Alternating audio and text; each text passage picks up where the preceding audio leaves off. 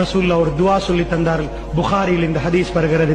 யார் இதை ஓதிவிட்டு தஹஜ்ஜத்திலே அல்லாஹ்விடம் கரமேந்தினார்கள், அல்லாஹ்வுடைய வெறும் கையாக அனுப்பவே மாட்டாண்டார்.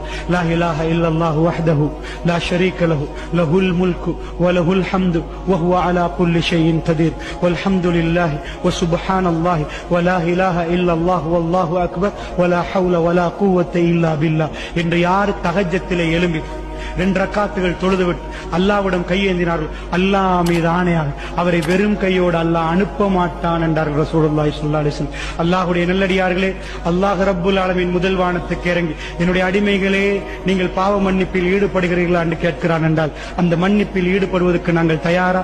இன்னொரு ரிவாயத் வருது, லா இலாஹ இல்லா அன்த சுப்ஹானக இன்னி குன்து மினல் ஸாலிமீன் என்று சொல்லி யார் அல்லாஹ்விடம் நெருங்குகிறார்களோ அவர்களுக்கு அல்லாஹ் கொடுப்பான் என்கிறார்.